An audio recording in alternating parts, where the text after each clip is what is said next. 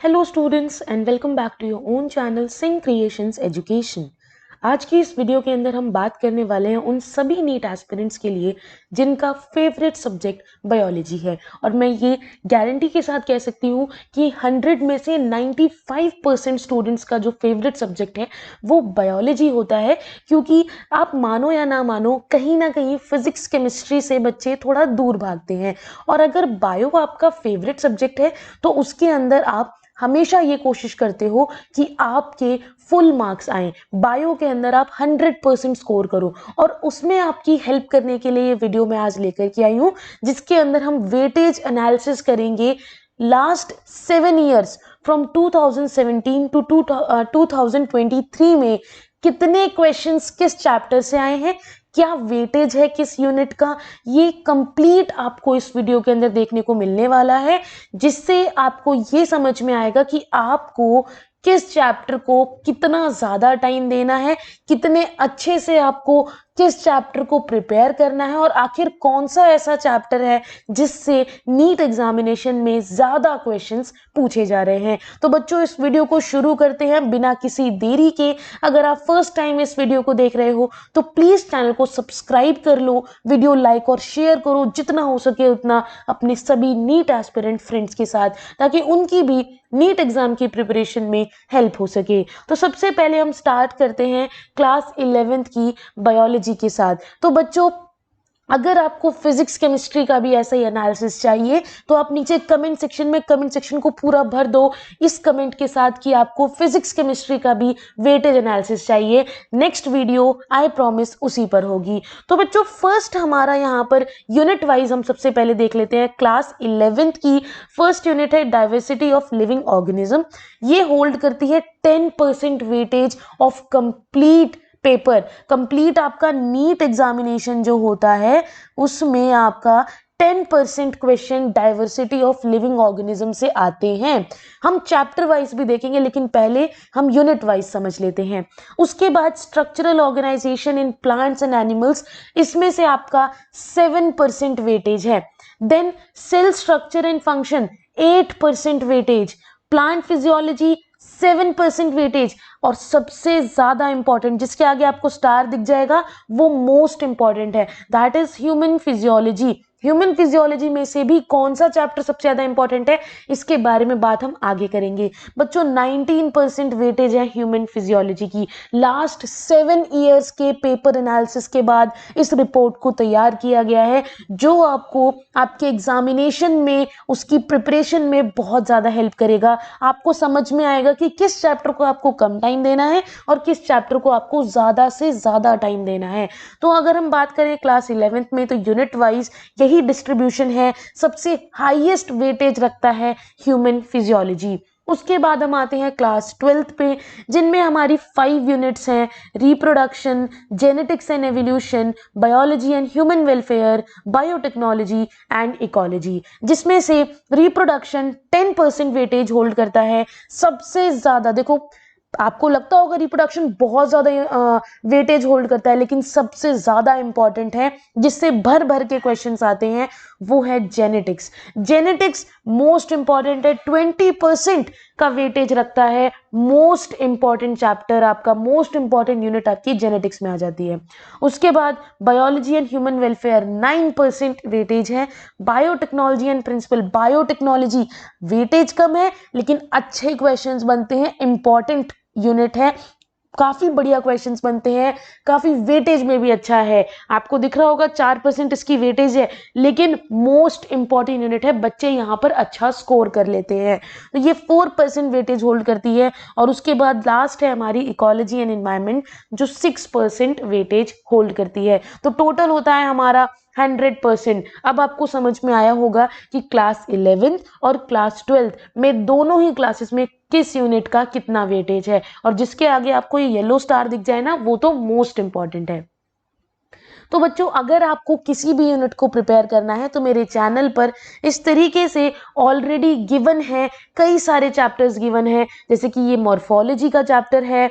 उसके बाद हमारा एनाटॉमी का कंप्लीट, और ऐसा नहीं है कि कहीं से भी बताया है, एनसीईआरटी बेस्ड एक्सप्लेनेशन है, एनसीईआरटी का एक्सप्लेनेशन है, एक एक चीज, ठीक है। तो इस चीज का आप ध्यान रखोगे, एनसीईआरटी का एक्सप्लेनेशन दिया हुआ है लाइन बाय लाइन। उसके बाद आपको ह्यूमन रिप्रोडक्शन, और ये तो मैंने बहुत कम चैप्टर बताए हैं, हर चैप्टर एनसीईआरटी का एनसीईआरटी एक्सप्लेनेशन के साथ आपको मिल जाएगा मेरे चैनल पर। और रिसेंटली हमारे चैनल पर एक और यहाँ पर आपको प्लेलिस्ट देखने को मिलेगी, सीरीज देखने को मिलेगी, वो है चैप्टर वाइज इंपॉर्टेंट आपके डायग्राम्स, ठीक है।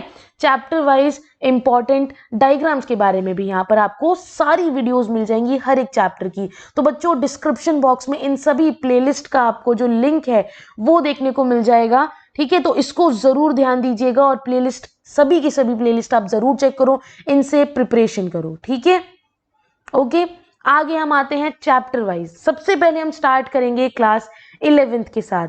क्लास 11th में अगर मैं देखूं तो क्लास 11th में सबसे पहला होता है लिविंग वर्ल्ड चैप्टर। इसमें सारे क्वेश्चंस गिवन है कि आखिर 2023 में कितने क्वेश्चंस आए, 22 में, 21 में, 2017 में, ठीक है। लेकिन मैं बात करूंगी जो इंपॉर्टेंट क्वेश्चंस है, बाकी इस सभी की पीडीएफ आपको मेरे टेलीग्राम चैनल पर मिल जाएगी विद इन 24 आवर्स। ओके, तो सबसे पहले है प्लांट किंगडम, मोस्ट इंपॉर्टेंट। आप देख सकते हो 2023 में 2 क्वेश्चंस, 2022 में 3 क्वेश्चंस, 4 क्वेश्चंस, 3 क्वेश्चंस, इस तरीके से इसका एक ट्रेंड चलता आ रहा है। तो क्वेश्चंस इससे जरूर पूछे जाते हैं। Animal kingdom, most important chapter, 5 question पूछे गए हैं 2023 में, ठीक है।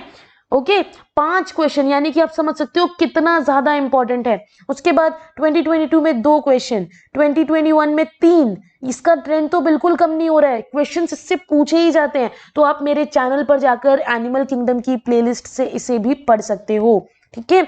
उसके बाद मॉर्फोलॉजी और एनाटॉमी, मोस्ट इंपॉर्टेंट चैप्टर ये भी हैं। लेकिन अगर आप मुझसे पूछो कि किन्हें आपको एनसीईआरटी के हर एक डायग्राम से पढ़ना है, हर एक लाइन बाय लाइन से पढ़ना है, तो वो होंगे plant kingdom, animal kingdom, morphology, anatomy and structural organisation in animals, ठीक है। आपको मेरे टेलीग्राम पर इसकी पीडीएफ मिल जाएगी। उसी के साथ साथ और भी कई इंफॉर्मेटिव चीजें आपको मेरे टेलीग्राम चैनल पर देखने को मिलती हैं। डिस्क्रिप्शन बॉक्स में आपको लिंक मिल जाएगा, वहां से जाकर आप मेरा टेलीग्राम चैनल ज्वाइन कर सकते हो। अगर आपको इसका पीडीएफ चाहिए तो वो भी आपको टेलीग्राम चैनल पर अवेलेबल हो जाएगा। अभी जाकर उस चैनल को ज्वाइन करो और हमसे जुड़ जाओ। बच्चों अगला है बायोमोलिक्यूल्स। यहाँ देख सकते हो हाईएस्ट 6 क्वेश्चन मायने रखते हैं बच्चों। 6 क्वेश्चन, हो सकता है 2023 में इसमें 2 क्वेश्चन पूछे गए हों, लेकिन आगे इसमें और ज्यादा क्वेश्चंस पूछे गए हैं। देखो 6 क्वेश्चन 2020 में, 4 क्वेश्चन 2021 में। इस तरीके से आपको चीजों को, ट्रेंड को समझना होता है, पेपर को एनालाइज करना होता है। देन हमारा cell cycle and cell division और cell the unit of life, cytology भी बहुत इंपॉर्टेंट यूनिट है। इसमें देखो इसका ट्रेंड तो बिल्कुल ही कम नहीं हो रहा है, 5 क्वेश्चन हैट्रिक के साथ पूछे गए हैं। तो यानी कि 2024 में भी आप इससे 4 से 5 क्वेश्चन एक्सपेक्ट कर सकते हो बच्चों। उसके बाद रेस्पिरेशन इन प्लांट्स, इन सभी चैप्टर्स को आप अच्छे से एनालाइज करो। लेकिन जिन चैप्टर्स पर आपको स्टार दिख रहा है ना, मोस्ट इंपॉर्टेंट है, एनसीईआरटी घोल कर पी जानी है। इस तरीके से आपको इसको प्रिपेयर करना है और आपको कोई मेहनत नहीं करनी। आपके लिए एनसीईआरटी का complete explanation line by line मेरे चैनल पर अपलोडेड है, आप उसे जरूर देखो जाकर। थोड़ी पुरानी वीडियोस जरूर हो गई है, लेकिन इंफॉर्मेशन पूरी उसके अंदर आपको मिलेगी। रेस्पिरेशन इन प्लांट, देखो पूरी प्लांट फिजियोलॉजी इंपॉर्टेंट है, लेकिन उसमें most important respiration in plants है। अब आप कहोगे मैम ट्रांसपोर्ट इन प्लांट्स और मिनरल न्यूट्रिशन तो हट चुका है सीबीएसई से। बच्चों वो सीबीएसई से हटा है, लेकिन वो बोर्ड एग्जाम से हटा है। आप लोगों को नीट एग्जामिनेशन के लिए तो इन्हें प्रिपेयर करना ही है। ड्रॉपर्स इस चीज को ध्यान रखें, ठीक है। Respiration in plant important chapter है। Then plant growth and development, इसमें से आपसे बहुत सारे, हालांकि 2018 में 0 क्वेश्चन, लेकिन उसके अलावा हर ईयर में इसके अंदर से एक आधा क्वेश्चन जरूर आ रहा है। और अब अगर मैं ट्रेंड देखूं तो 4 3 4 4 इतने क्वेश्चन इससे पूछे जा रहे हैं। फिर हम बात करते हैं locomotion and movement. Human physiology पूरी पढ़ोगे, अच्छे से पढ़ोगे, लेकिन उसमें सबसे ज्यादा अच्छे से करना है लोकोमोशन एंड मूवमेंट। इससे काफी क्वेश्चंस पूछे जाते हैं, वेटेज काफी होल्ड करता है ये। अब हम आ जाते हैं क्लास 12th के चैप्टर्स पे। क्लास 12th के अंदर आप देखोगे कि भाई रिप्रोडक्शन यूनिट, जेनेटिक्स यूनिट बहुत इंपॉर्टेंट है, बतेरे क्वेश्चन मिलेंगे। लेकिन मैं बात करूं sexual reproduction in flowering plants, human reproduction, इनमें आप ट्रेंड देखो कितने क्वेश्चंस पूछे जा रहे हैं, 6 क्वेश्चन तक भी पूछे गए हैं। तो यहां से आप ज्यादा मार्क्स अपने स्कोर कर सकते हो अगर आप इन चैप्टर्स को बहुत अच्छे से प्रिपेयर कर लो। उसके बाद आपके जेनेटिक्स के दोनों चैप्टर, एनसीईआरटी की लाइन बाय लाइन आपको आनी चाहिए, जेनेटिक्स के डायग्राम्स अच्छे से आने चाहिए, क्योंकि आप देखो तो 2023 में 6 क्वेश्चन ही प्रिंसिपल्स वाले चैप्टर से है और 6 क्वेश्चन ही मॉलिक्यूलर बेसिस से है, ठीक है। और कभी भी इसका ट्रेंड कम नहीं हुआ है। 2 क्वेश्चन, चलो माना 2021 में 1 क्वेश्चन पूछा गया था, उसके अलावा आप देखो 3 क्वेश्चन पूछे हैं, 6 क्वेश्चन 2019 में है, 2018 और 2017 में तो 5-5 क्वेश्चन लगातार पूछे गए हैं। और अगर मैं बात करूं मॉलिक्यूलर बेसिस की, तो इसमें तो आप देख ही सकते हो कितने ज्यादा क्वेश्चंस पूछे गए हैं, है ना। तो ये होती है पेपर एनालिसिस। आप पेपर को एनालाइज करके ये समझ पाते हो कि कौन सा चैप्टर कितना ज्यादा वेटेज होल्ड करता है, कितना इंपॉर्टेंट है। बायोटेक्नोलॉजी और बायोटेक्नोलॉजी की एप्लीकेशन वाला चैप्टर, ये इजीएस्ट चैप्टर भी है, स्कोरिंग चैप्टर भी है। आप देखो 2023 में 3 क्वेश्चन पर चैप्टर आए थे, 22 में 5 क्वेश्चन आए थे बायोटेक्नोलॉजी प्रिंसिपल वाले चैप्टर से, और एप्लीकेशन वाले चैप्टर से 2 क्वेश्चन, 6 क्वेश्चन, मैक्सिमम 6 क्वेश्चन तक भी गया है।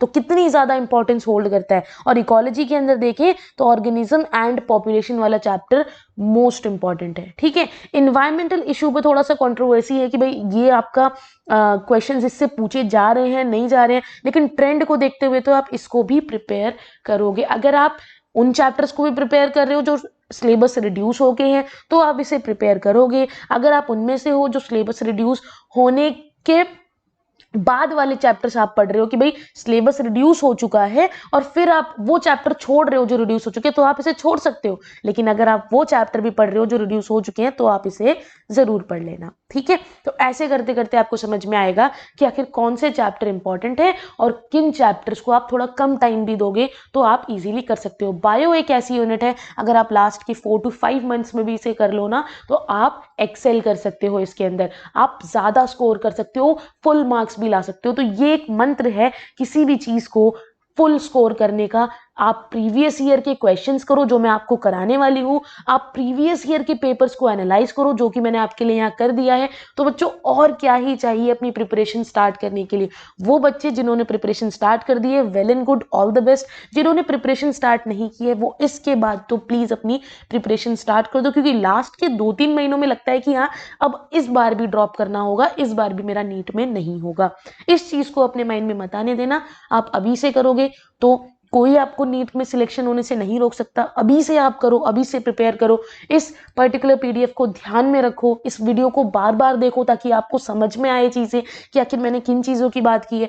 फिजिक्स केमिस्ट्री से अगर आपको डर लगता है तो फिजिक्स केमिस्ट्री का भी सेम एनालिसिस आने वाला है। चैनल पर जुड़े रहो, सब्सक्राइब करके रखो, नोटिफिकेशन बेल दबा कर रखो ताकि आपको नोटिफिकेशन आए जैसे ही मेरी वीडियो अपलोड होगी। तब तक के लिए have a good day, bye bye, मिलते हैं नई वीडियो के साथ।